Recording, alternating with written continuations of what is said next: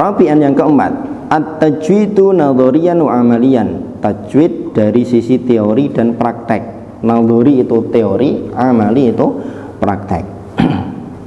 Tidak perlu saya baca semua. Jadi beliau di sini menyebutkan bahwa ada ilmu yang dia semata-mata cuma teori, ada ilmu yang dia cuma semata-mata praktek, ada juga ilmu yang ya teori ya praktek, kan gitu. Nah, tajwid ini diantara ilmu yang ya teori ya praktek. Tidak bisa cuma teori, tidak bisa juga cuma praktek. Ya bisa, tapi ada sisi negatifnya. Kita lihat paragraf terakhir halaman 74. Kalau orang terlalu perhatian terhadap sisi teorinya saja tanpa memperhatikan praktek, maka akan timbul beberapa efek negatif.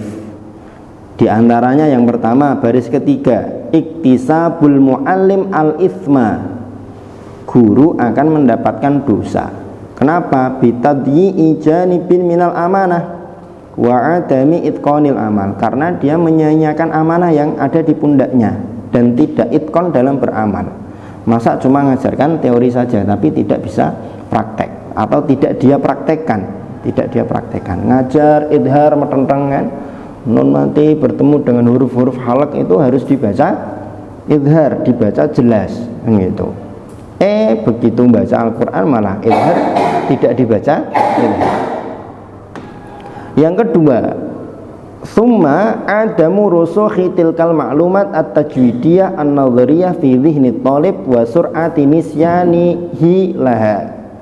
Di maklumat tajwid, maklumat teori tajwid itu tidak akan mengakar kuat dalam pikiran.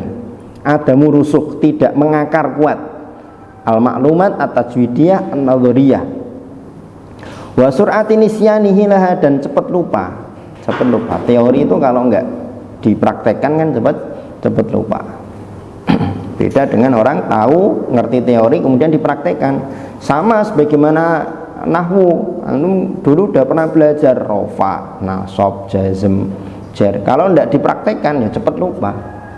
Sekarang aja mungkin banyak yang lupa karena jarang dipraktekkan, kan gitu. Dan praktek itu kan tidak harus membaca kitab gundul. Baca Al-Quran itu bisa juga sambil praktek kan, diangen-angen ini kalimat apa, ini i'rabnya apa, kan gitu. Sama halnya sebagaimana dengan tajwid. Ketika menemukan ikhfa, oh ini ikhfa karena nun mati ketemu huruf apa, salah satu dari sifda sana kam jatasya sungkot sama dan seterusnya kan gitu. Oh ini mim mati bertemu dengan huruf ba, berarti dia bacaannya apa? Mim mati bertemu ba. Oh ikhfa syafa. Bukan nun mati. Afan ya, suara saya mungkin kurang jelas. Ini kalau hanya menitik beratkan atau terlalu condong pada sisi teori.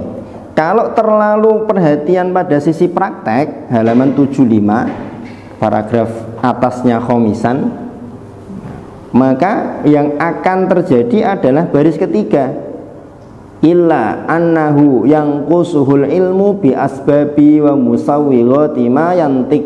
Kok mungkin bisa hanya dengan praktek dia mewujudkan tujuan dari halaqah Qur'aniyah, yaitu meluluskan alumni seorang hafid yang mujawid. Tapi ketika nanti dia ngajar, ketika ada orang lain baca Quran kok salah, dia nggak tahu, nggak bisa menjelaskan kenapa ini ilmunya kurang. Yang kusuhul ilmu, dia minim ilmu, bi asbabi dengan sebab-sebab, wa musawwirat dan alasan-alasan mayantik terkait dengan apa yang dia ucapkan, apa yang dia lafalkan. Ketika ditanya, loh, kenapa kamu baca an-amta tidak am-anta? Nah, ya. Kenapa ya? Enggak tahu. Saya dulu pokoknya talakinya sama Ustadz Dimas seperti itu, disuruh baca cetha, idhar, katanya gitu. Tapi kenapanya? Pokoknya saya manut saja, gitu kan. Kalau hanya perhatian pada sisi praktek. Jadi memang tajwid ini ya teori ya praktek. Tidak bisa hanya teori saja, wafal, ritik, sebutkan huruf-huruf ikhfa, tanpa nadhum dia bisa nyebutkan. Padahal kan huruf ikhfa 15 itu kan. Kalau tanpa nadhum kan agak sulit. Farid bisa nyebutkan tanpa nonton? Bisa nggak? Kan sulit kan? Tapi karena dia memang teorinya ini ngelotok tenan, hafal dia. Suruh bedakan antara mat tabi'i dengan mat iwat, mat badal, bisa neritik. Tapi begitu suruh baca, ya baca.